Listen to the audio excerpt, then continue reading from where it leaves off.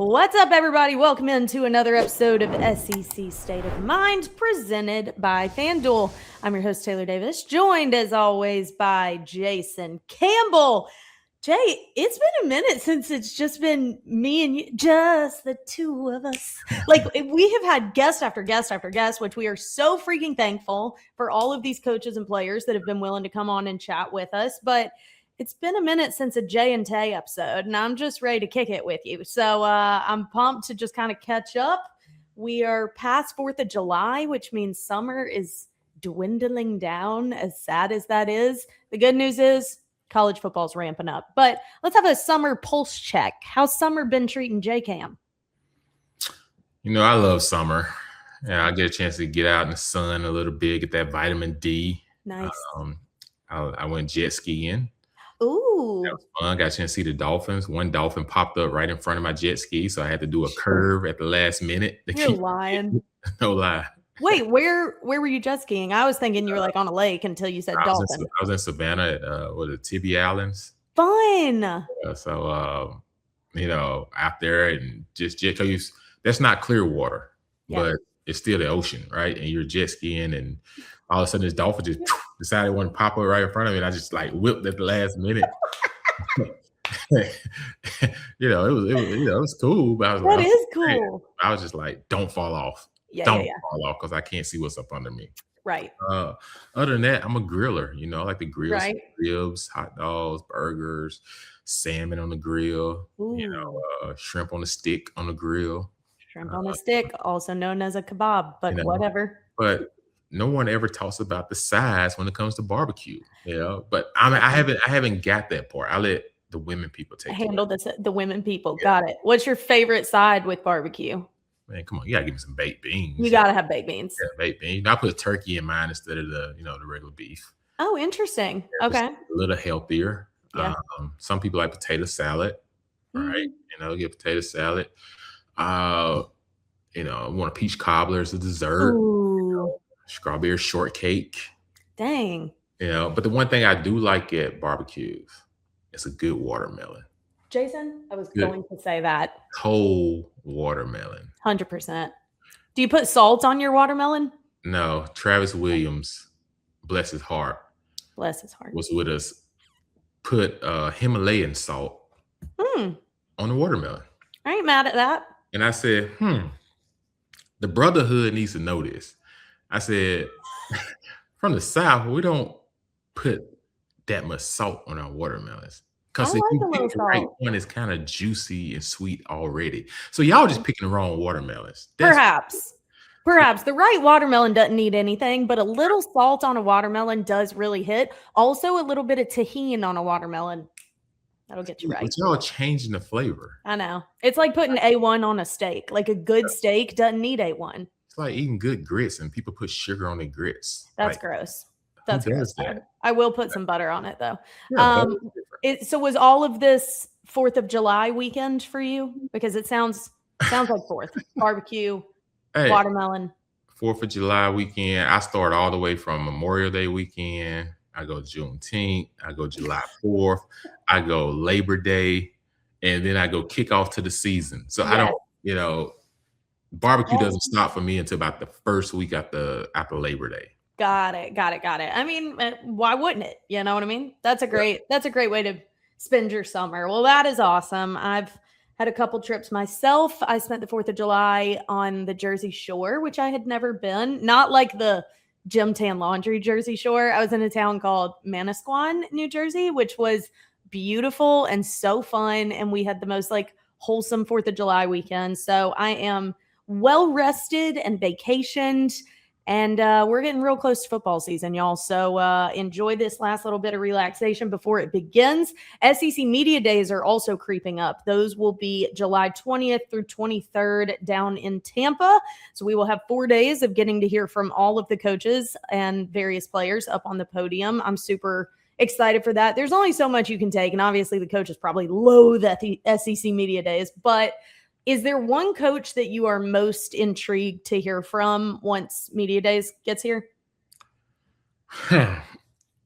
Well, I want to see the interaction between Lane Kiffin and Pete Golden. Wow, great answer.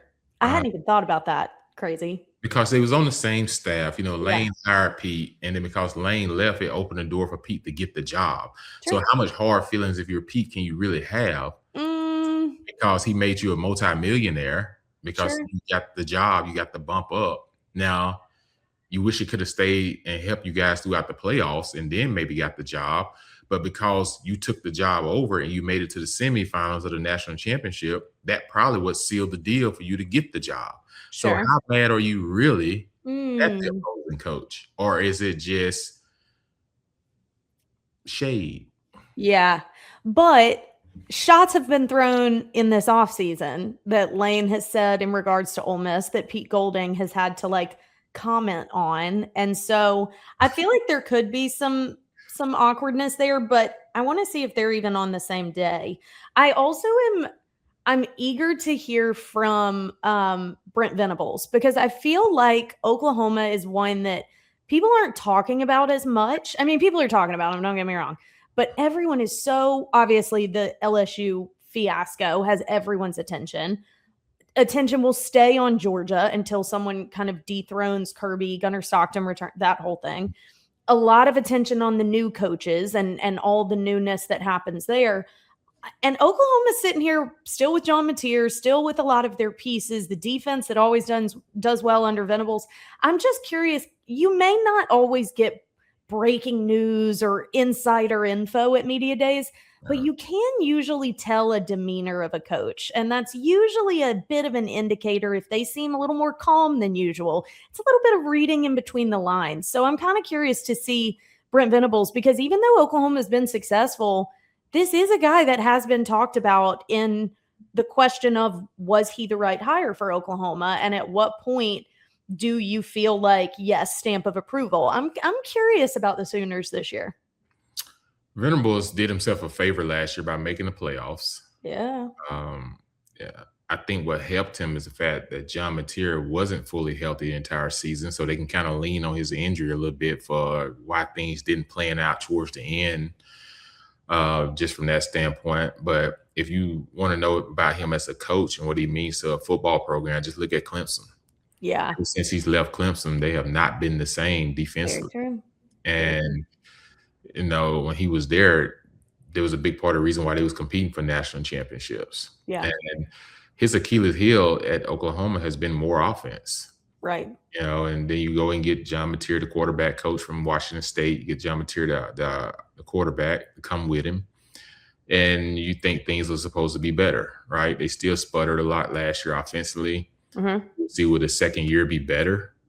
Because this year they're going to say no excuses. If you're an Oklahoma fan, like Exactly. this is a no excuse year. Like you got to find a way to beat Texas if you're Oklahoma. You can't, like we always talk about Auburn, you can't keep calling a rivalry until you start beating your rivals. Correct. Right. So at some point you got to start beating your rivals. Mm-hmm. And this is a year that if you have a mature quarterback, supposed to be a top 10 draft pick, if he's strong and has a strong year, and you have a good defense coming back, this is your year to show up and knock off some people. I completely agree. I completely agree. Well, that happens in a couple weeks, but we thought we would have a little bit of fun on today's episode and perhaps stir the pot a little bit because in the SEC, we are all very territorial and protective and believe that ours is the best, right? Well, Jay and I have both experienced all of these SEC towns, stadiums, game days, you name it. We've experienced it, food, obviously. So we thought we would do our top 5 rankings in the SEC in a few categories. And listen, if you disagree with us, if you've got places that we need to go this upcoming football season, drop it in the comments. Let us know because we're going to be out and about across the SEC this season. But this is just from our experience thus far. All right, I'm going to pull up my notes. I don't know his top 5. He doesn't know mine.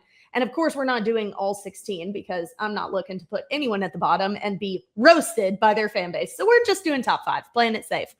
All right, we are going to start with the all-important stadium. And I did my list. I curated it based on top 5 like stadium experience on game day. I'm not just talking about the actual structure or the niceness of the building. Okay. We're just talking about stadium atmosphere and experience on game day. Let's start from the bottom, work our way up. I'll give mine first and then we'll rotate each category.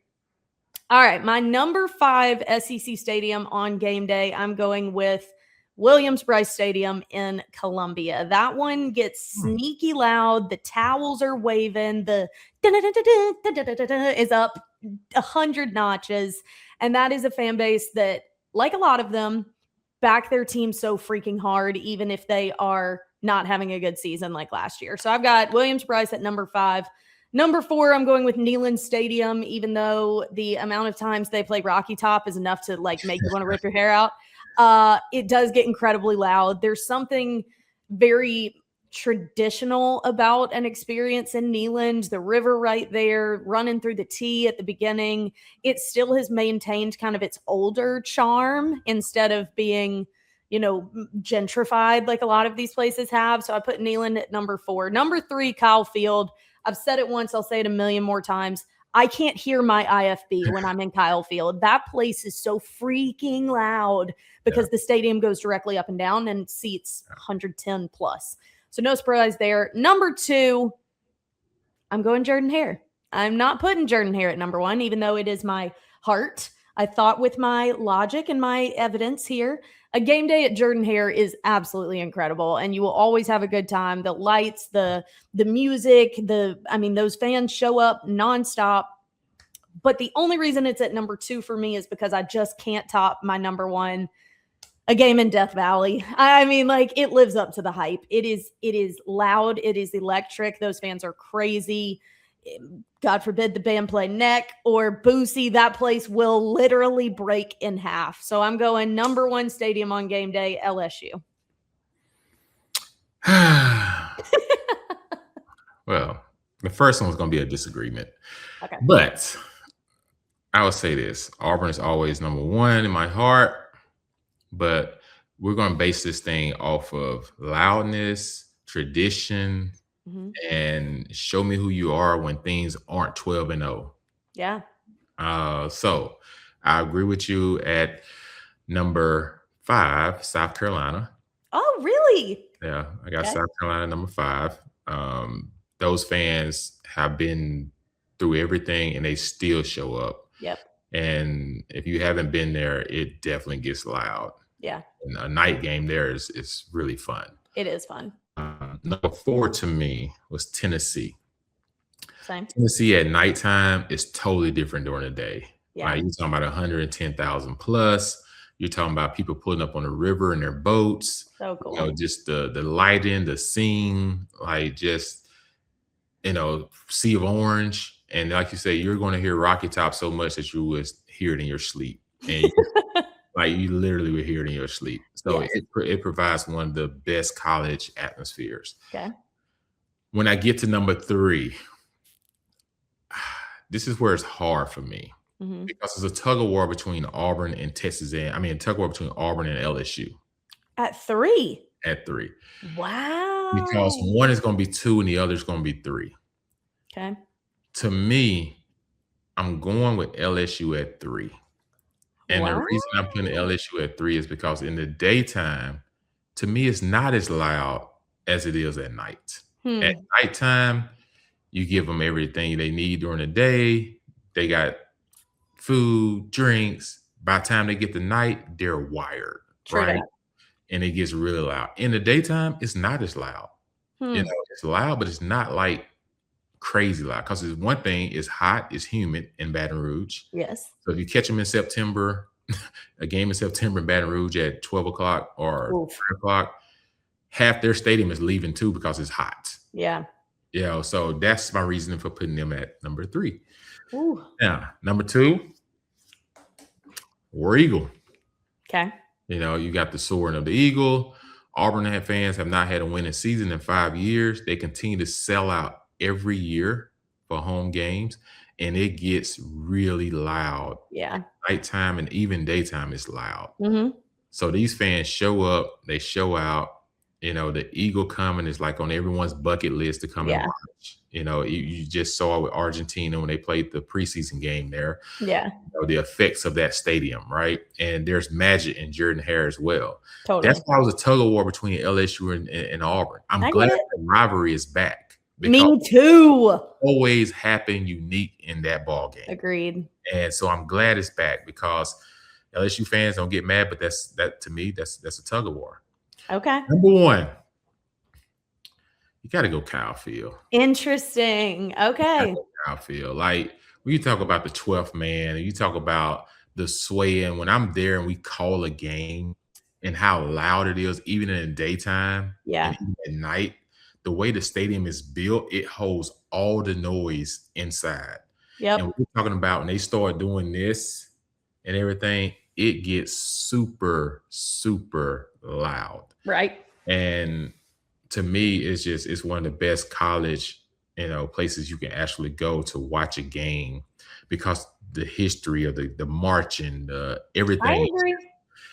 It's just too much to say they can't be number one. Right. Right. It's just too much to say they can't be one. Now, the team that I wanted to put in there over another team, South Carolina came very close, but Florida was right there for me. Jason, same. I really had a hard time with that one. I'm sure a lot of people are going to hear our list and be like, you don't have the Swamp in your top 5. I think I got to make a change, Taylor. You can't make an audible. I got to make a change. I got to make a change. I got to make a change. I cannot leave the Swamp out. I played in the Swamp at nighttime. I've been to the Swamp. It's kind of like A&M when they start that. Well, why didn't you put it in there? Like you start looking up, you be like, I know. Something wrong with me? Because you're so I'm sorry. Bryce Stadium up in South Carolina. I'm sorry. I can't leave the Swamp out. Wow. Okay. I really struggled with that one too. I'm not going to lie, but I almost swapped it with Neyland, which Tennessee's really going to come for me for that one. But the Swamp is kind of like what you're saying about LSU. Like I have had very, not lackluster, but like less dominating experiences at the Swamp. And I've had experiences of like, holy cow, I'm just basing this off of places that every time I've gone, it's been insane. And that's the case for my top 5. But I feel you there. The Swamp is incredible. All right, moving on. Let's do top 5 campus/city in the SEC. So we're combining the beauty of the campus, the walkability, whatever we deem important, with the city, what it has to offer. Top 5 in both of those combined. I'll let you go first this time. City? Food? It's all nope. Food is a different category. Or just city? Just city/campus. Gosh. Oh, dang. You'll need to unlock your iPhone first. Okay. Well, Siri, we're trying to do a show here. Can you type down? Chat GPT was trying to give me my answer. You didn't do your homework. Chat GPT was trying to give me my answer. All right, let's do this. The fastest growing city in the SEC right now is Fayetteville, right? So a lot of people are flocking to Fayetteville for businesses per se, right? So we already know about Walmart, Tyson, but you got so many more businesses now moved from California to Fayetteville. Yep. So I go Fayetteville 2. Put Fayetteville number 2. Jay, we got to go 5-1. You didn't do your homework. I have my list right in front of me. What? I can't move around? No. Okay. That's hard to follow. I got you. Okay. Okay. Here we go then. My number 5 on the list, Oxford. Okay. Ole Miss, the Grove, right? Yep. You got the Grove. It's fun. It's interactive. Oxford is a party city if you're a college kid. I've known some people have to get kicked out of school there because they party too much. So, but Oxford seems to be a fun city, right? Boom, There you go. Okay. Number 4. I'm going Gainesville. Gainesville, Florida, palm trees. Palm trees, you're right. Water. I could swim mostly year round. It's always warm. It's always warm. I can sit on my patio. True. It's just so much you can do in Gainesville, right? Florida just gives you that beachy feel. Right. Right. So I'm gonna go with Gainesville there. Number 3. This was a hard one. Man, I love Auburn. I really like the city of Auburn. Yeah. Like, it's totally different from when I was in school. Like, they have at least 6, 7 nice hotels now compared to 1 back in the Yep. day. They got nice restaurants they have built. They really have done a good job of creating atmosphere for people to move back to Auburn. So Yep. there's a lot of people my age, Taylor, your age, moving Mhm. back to Auburn, and people come there and they're like shocked Yeah. of like what Auburn has become and what it looks like. So I have to throw Auburn in there. To me, it's number 3. Okay. Number 2 is Fayetteville. Okay. So Fayetteville's number 2 to me. Like I said, I went through it earlier. Why? Number 1 is hard. Number 1 is really, really, really, really hard. Really, really hard. I gotta go with Oklahoma City. That's not where a school is, Jason. But it's 30 minutes from Oklahoma. Doesn't count, my guy. The Thunder is there, like you got the Thunder. No, you're either putting Norman as number Oh, I 1. can't put Norman number Well, 1. then that doesn't count. In what world does that count? I can't put Norman number 1 then. I just can't do that. No, it doesn't. There's That- not an SEC school in Oklahoma City. Gosh, dang, that makes it hard. I can't put Baton Rouge. I can't. I can't put Baton Rouge number 1. I can't put Starkville number 1. Stark Vegas, can't do that. Man, Taylor, that's hard. I'm gonna have to go with. I'm stuck. I really am. I'm gonna have to bump Fayetteville to number 1, and I'm gonna have to, put a number 2 in there, and have to go. You're keeping Auburn at 3? No, I'm bumping Auburn at 2. Auburn's 1 to 2. Athens is now coming in at number 5. So I'm going. Everything bumps. Yep. See, this is why you do your homework, ladies and gents. This is why you have a list. I was in swim class. Whatever. Don't freaking blame it on your precious daughter. Do not. Your daughter cannot be your freaking excuse. Get out of here. She's precious and she needs to learn how to swim. But you didn't do your homework. Know how to swim. Have a pool. Whatever. Okay. I'm going to run through mine real quick because our listeners are. 4 Oxford. 3 was Fayetteville. No, you put Fayetteville at 1. No, Fayetteville was 1. Fayetteville was 1. 3 was Gainesville. Okay. 2 was Auburn. Okay. All right. I combined this heavily influenced by the campus because I love the experience of walking a campus, the landscaping, the architecture. Like, I think it just embodies what the university represents, and they all have such different vibes. And so mine was really more influenced by campus than city. With that said, my number 5 is Austin because I think you get a really great combo of both. Yeah. Well, this is why. Should I say it again? You do your homework. Anywho, Austin, number 5, because you get a great combination of city. Austin has so much going for it, and the campus is very nice. I think that's kind of a disconnect with Vanderbilt, is Vanderbilt almost gets overlooked by Nashville, and Texas doesn't get overlooked by being in Austin. They really have that good balance. However, I do love the SEC schools really being built around it. So Austin kind of tampers, like, I don't know that I would want to go to college somewhere that bachelorette parties are also going to. So I'll put Austin at 5. I like college towns. I don't think Nashville is a college town. Well, and Austin really isn't either, but Texas does a good job of branding itself apart from the city. Yeah. So that's why I have it at 5, but it definitely has to be on the list. Number 4, I also have Oxford. Oxford is a beautiful campus, and the city is sneaky nice. I think it gets overlooked a little bit. So I would put Oxford at 4. Fayetteville at number 3. I have always said that Fayetteville is like my hidden gem in the SEC. I don't think people really know how nice it is. The square is so cool right there in the middle. They do like Friday food trucks before the game. It's a really, really cool city, and the campus is beautiful. I have Athens at number 2. I actually really enjoy Athens. I think Georgia's campus is beautiful.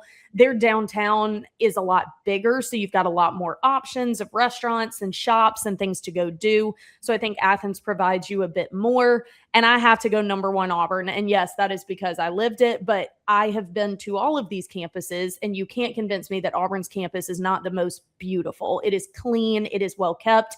The football stadium is dead center of the campus, so everything surrounds it. And like you said, city has really grown a good bit, and you've got a lot of great options for living as well as a college experience. So that's my top 5, and I feel pretty confident that mine was better than yours. But I don't think so, because you threw Texas in there, Austin. Because it's an option. I like Austin. I like Austin. They should be in the top 5. I give you that. They should be in the top 5. Only reason Vanderbilt's not in there because there's NBA team, NHL team, right? We don't have an NBA team, but no, NHL and you said NBA. NFL team. Yeah, NFL team, NHL team. Yep. So yep. So NBA is coming. That'd be cool. I'm just telling you. So it's hard to say it's a college town, right? So I know Austin, a lot of people moved there. A lot of Texas players moved back there. So that's why I say Texas has to be in there. I missed that one on my list, but I still like my list. Missed Austin, but tried to put Oklahoma City. I cannot. We're moving on. Let's Thunder. Thunder.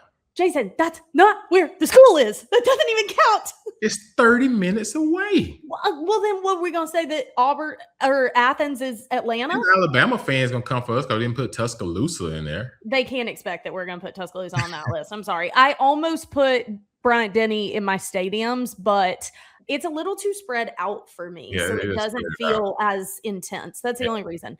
No knock to their game day experience. All right. Now let's talk food, because we love food around here. So top 5 food towns in the SEC based on our experience. I will go first. My number 5 is Fayetteville. Same reasons I was saying about city campus. There is actually sneaky good food. We talked to Coach Silverfield about the barbecue. I've got them at 5. Number 4, I've got Oxford. If you've never been to City Grocery, it is phenomenal. I go Oxford at 4.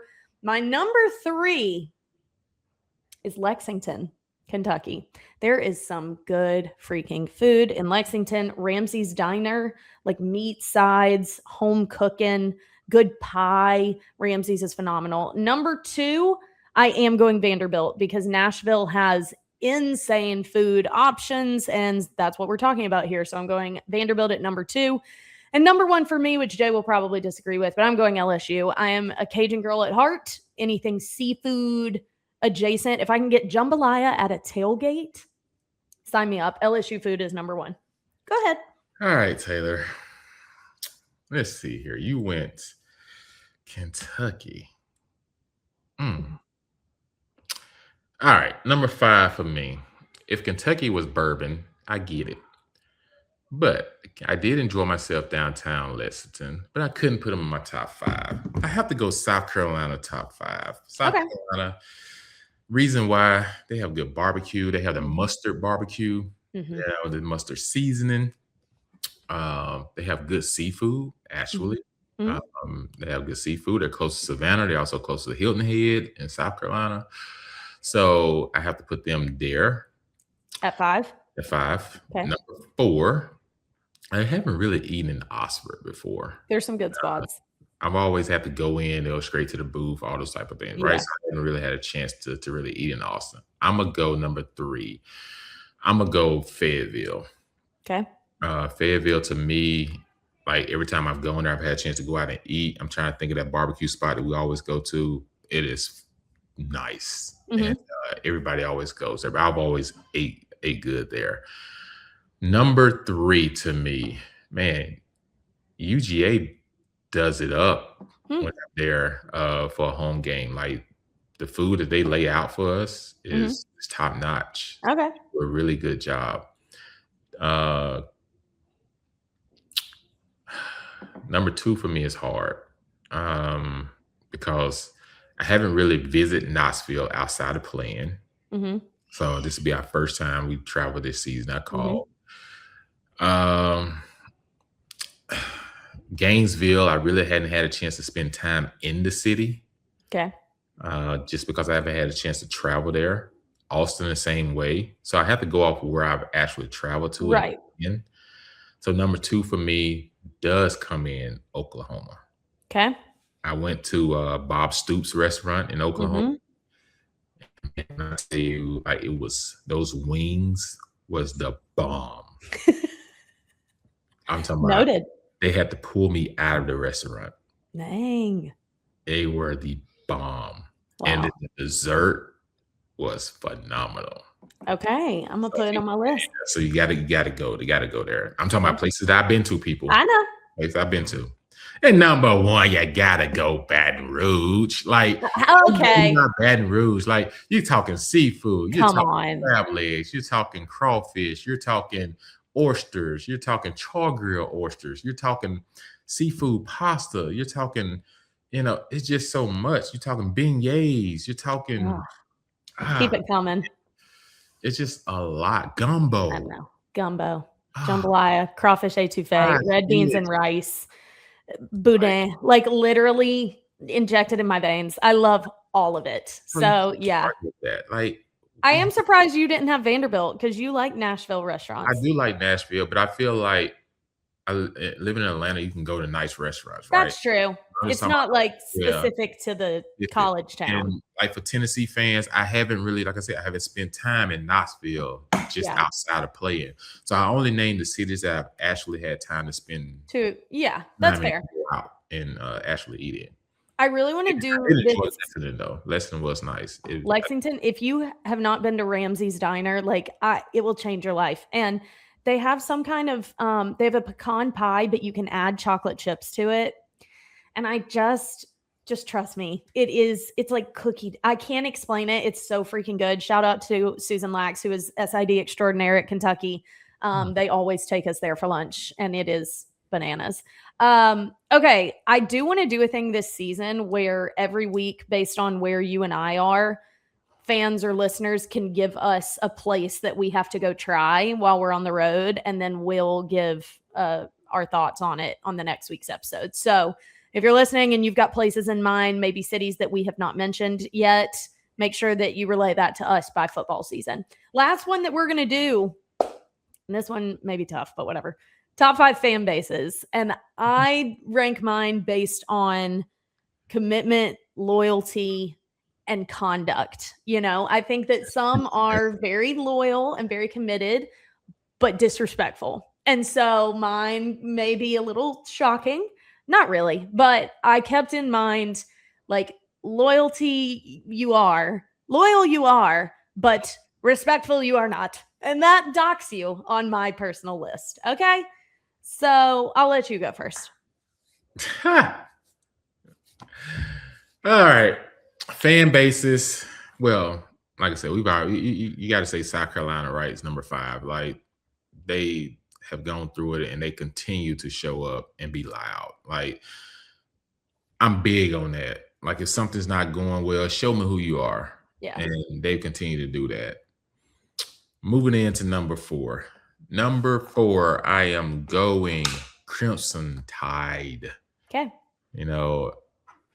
If you ever listen to Feinbaum show, it is loaded with, fans of Alabama, because if they're winning, it's how great they're doing. But if they're losing, they take over the show. Yep. Fire everybody, get them out of there. They don't know what they're doing. And it's just fun. Like, it's chaotic, right? So it's just fun. It's chaotic. Number 3, I am going Hook 'em Horns. Okay.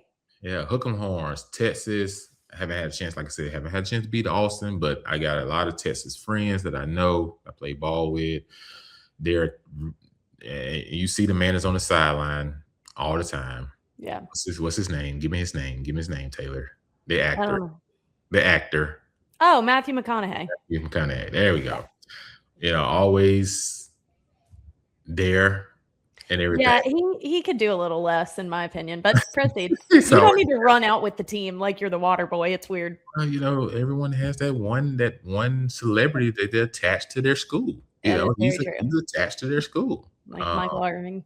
Yeah. Hey, get off the ground, please. Yeah. Stop. Hey. Like, you don't need to be on all fours watching the game. It's weird. Oh yeah. Yeah, we did national fan base, and Miami would definitely be in here. Yeah, it's freaking nuts. Yeah. Number 2.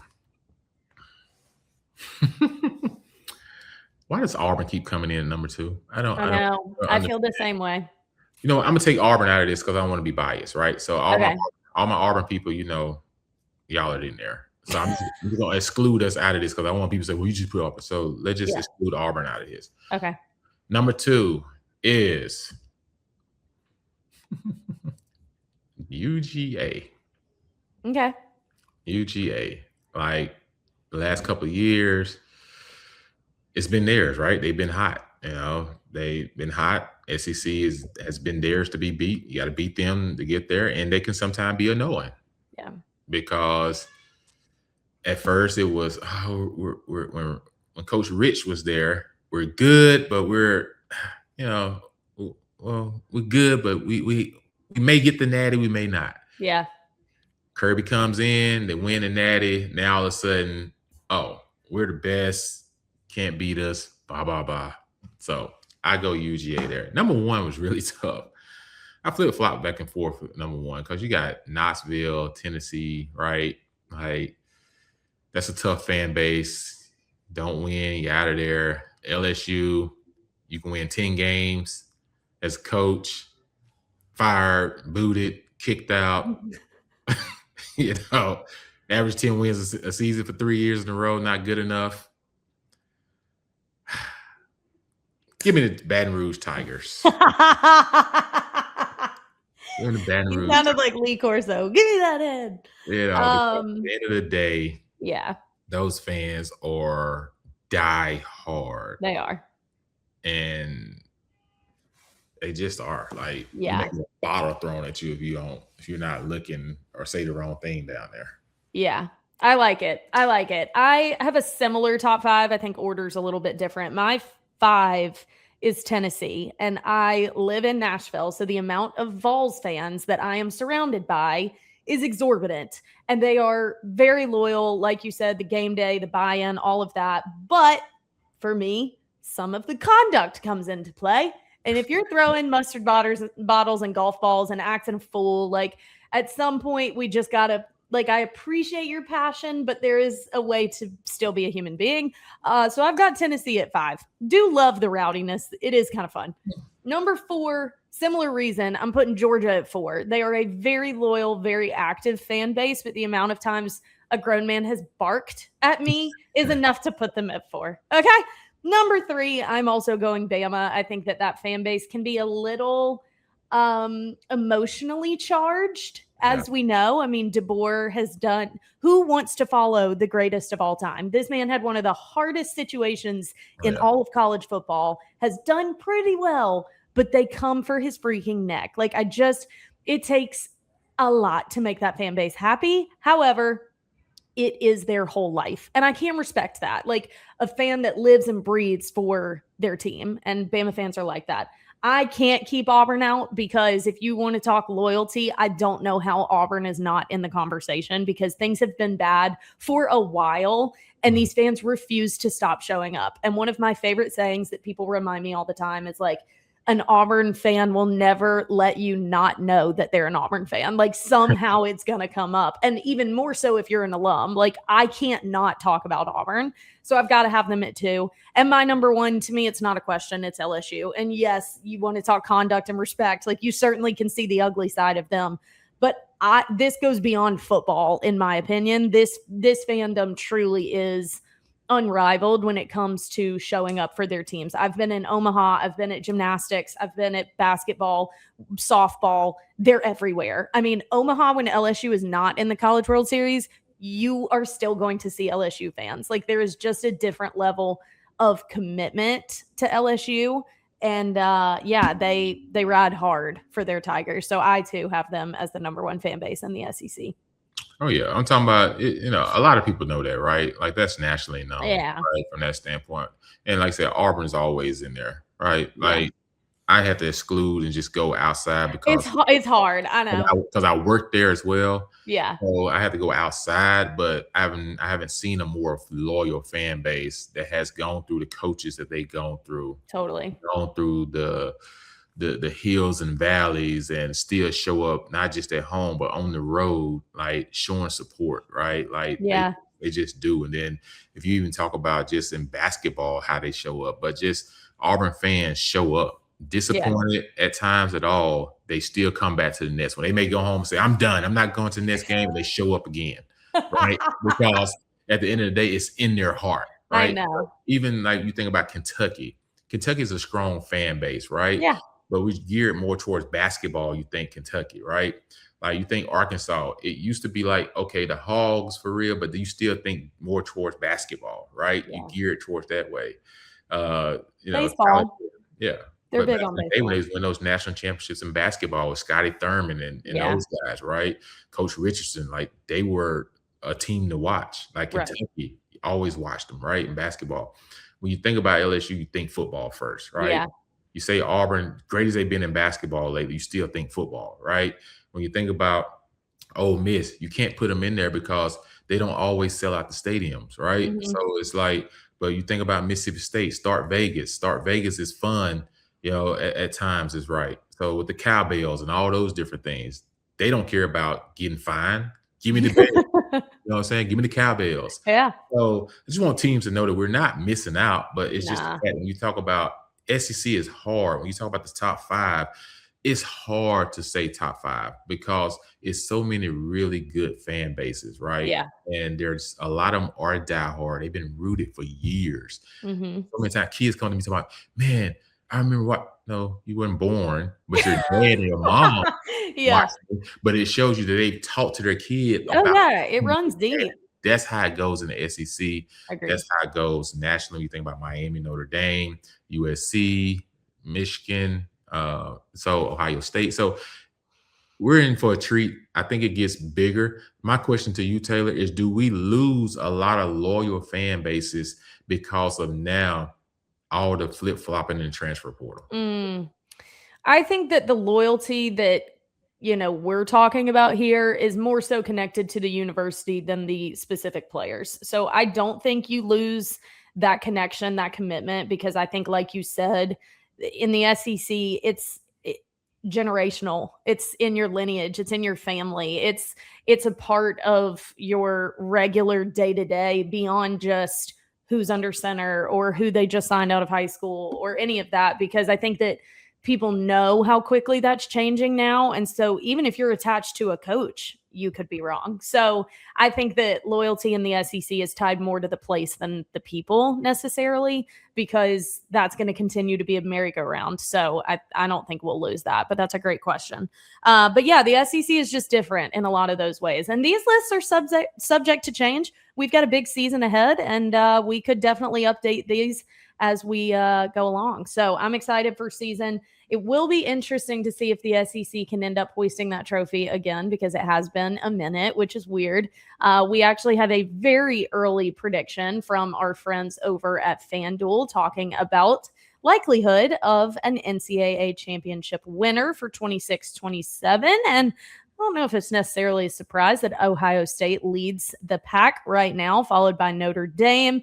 The top SEC program is Texas, sitting at plus 750. Oregon, Georgia, of course, up there. And Kurt Cignetti and the Hoosiers are expected to stay up toward the top as well. So that's kind of where things sit. Obviously, very early as we approach season. But I think the SEC could end up sneaking up on some people and, as always, have more depth that could end up being advantageous this season. But I guess we'll see. My question is, have we settled yet on how many teams are going to be in the playoffs this year? Yeah, is it staying at 12 or did it go to 16? Okay, because I know there was a whole big discussion about it. I didn't know if they finalized it yet or not. So if it stays at 12, right, you see there's 3 Big Ten teams, and then there's 2 SEC teams, and then there's the independent team, right, Notre Dame. Yep. So Notre Dame always has the upper hand, right? When you think about it, I guess in their contract or whatever that they have, if they finish within the top 12, anywhere in top 12, they make the playoffs automatically. They're going to finish in top 12. They're going to be in the playoff, yeah. So that team is going to be in there, right? When you think about Ohio State, you got Julian Sayin coming back, the quarterback.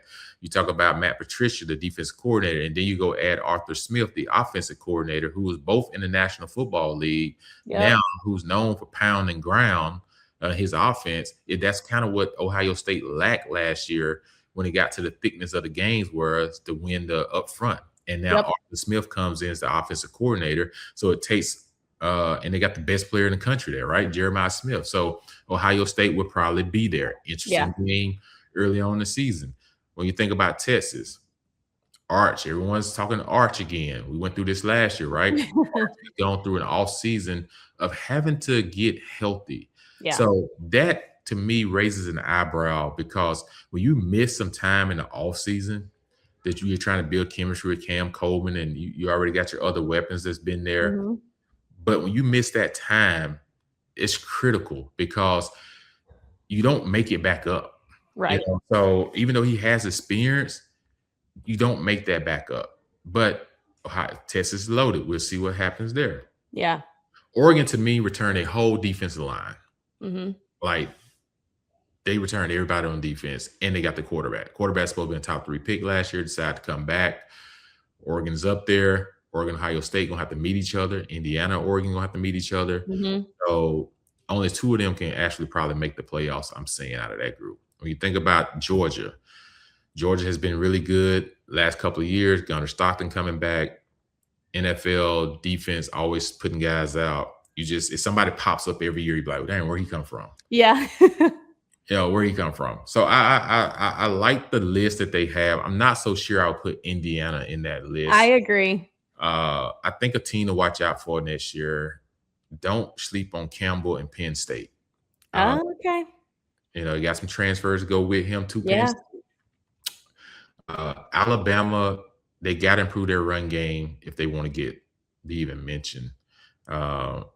But there will be some sleepers. USC could be a sleeper this year to move up in the Big Ten, because Buddy has to do something this year. Yeah.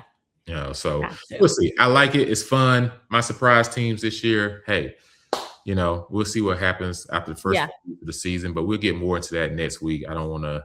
I love it. Things. I agree. I think that list makes sense at this point. It does feel a little too predictable. Like, it feels like something's going to go awry with one of those teams, or there's going to be one that maybe had lower expectations that just kind of takes off. So LSU wasn't in there? LSU was not in there. So what does that say? They spent the most money in the offseason putting the roster together. They went out and paid a coach a $91 million contract. Mm-hmm. They went and paid a quarterback $4 to $5 million to come from an Arizona State team that was really good. Mm-hmm. And they got the best left tackle, they supposed to say, in college football that transferred from Colorado. That's my left tackle. I got my quarterback. I kept my defensive coordinator. I got the head coach that everybody would say was supposed to be the guru. And you're not in the top 6 on that list. Indiana still gets in over LSU. That is true. Makes you think. Makes me think, like, have somebody seen something down there this spring that we haven't seen? I think people don't feel like that could just be the fix. Like that's just going to be the immediate overnight change of the guard there. I don't know. It'll be very interesting to see, and obviously plenty for us to talk about as we get closer and closer to season. I think there's only 7 Saturdays left without college football on our TVs, which is chef's kiss. So with that, we are going to say goodbye here on SEC State of Mind, presented by FanDuel. We will be back next week, get a little more into preseason conversation. And then, like I said, SEC Media Days, the 20th through the 23rd. So that'll give us a lot of talking points from the head coaches. So make sure you come back next week. And if you haven't already, go ahead and subscribe. We are available wherever you get your podcast. That is Spotify, Apple, Amazon, iHeart, you name it, we're there. And we're also on YouTube every single week on Believe's YouTube channel. If you just search SEC State of Mind, our entire playlist will pop up, which includes all of our recent episodes with some of the head coaches in the SEC. If you haven't missed, or if you haven't caught those, make sure you go back and watch them. So everyone enjoy the next week, and we will see you next week. And tell us your top 5 cities, food.